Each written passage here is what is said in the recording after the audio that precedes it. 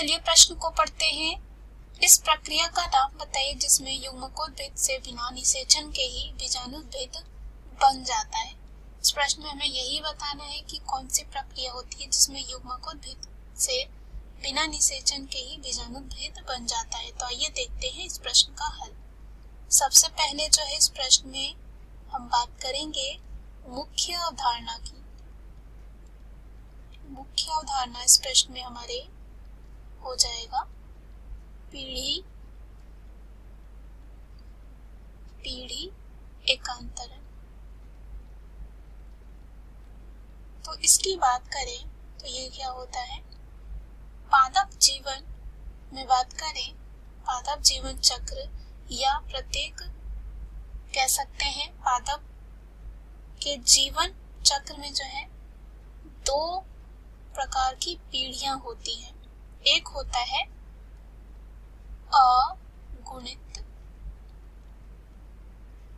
अगुणित युग्मकोद्भिद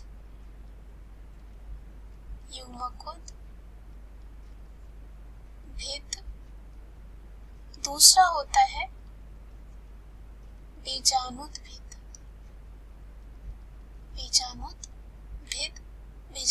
जो होता है द्विगुणित होता है। क्या होता है, द्विगुणित होता है। ये दोनों पीढ़ियां एकांतरण क्रम में पादप के जीवन में आती है। इसी को कहा जाता है पीढ़ी एकांतरण।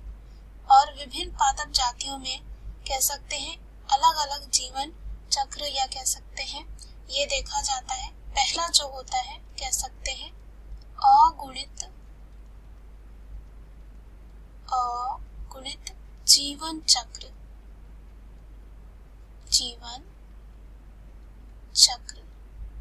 दूसरा जो होता है उसे कहा जाता है द्विगुणित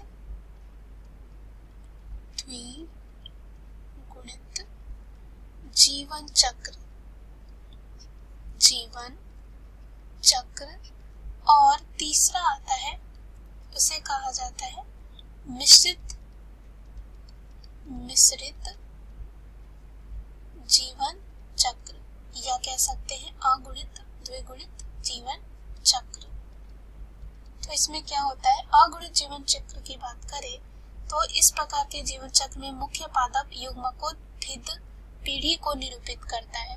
वही द्विगुणित जीवन चक्र की बात करें तो ये जीवन चक्र में मुख्य पादप बीजाणुद्भिद पीढ़ी को निरूपित करता है।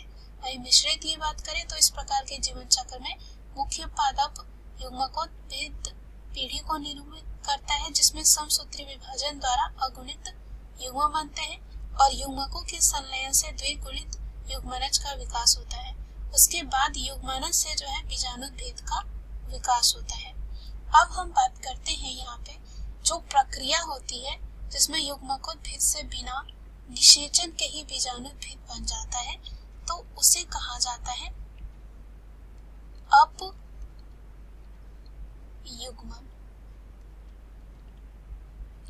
अपयुग्मन क्या होती है, यदि बात करें अगुणित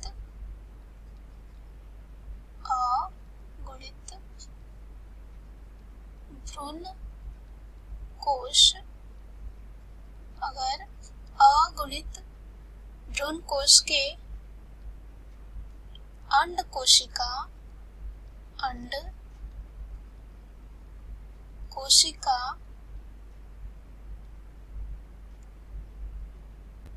के अलावा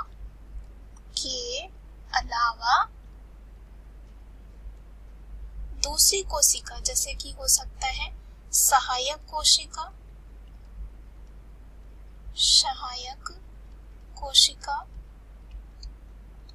या हो सकता है प्रतिमुख कोशिका से भ्रूण का निर्माण होता है तो इसे अपयुग्मन कहते हैं। अर्थात यहाँ पे क्या होता है, युग्मकोद्भिद से सीधे बीजाणुद्भिद का निर्माण होता है और बिना निषेचन के ही। निषेचन क्या होता है, जिसमें नर युग्मक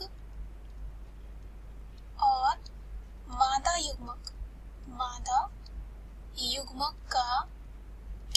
है संलयन होता है, संलयन होता है, लेकिन यहाँ अपयुग्मन में ये नहीं देखा जाता है। कह सकते हैं युग्म को भेद से बिना निषेचन के ही बीजाणुभेद बन जाता है, तो यहाँ पे ये नहीं होता है, निषेचन नहीं देखा जाता है और क्या बन जाता है, बीजाणुभेद बन जाता है। तो इस प्रश्न का उत्तर क्या हो जाएगा, अपयुग्मन होगा। दिए गए प्रश्न का सही उत्तर है अपयुग्मन। आशा करती हूँ यह उत्तर आपको समझ में आया होगा। धन्यवाद।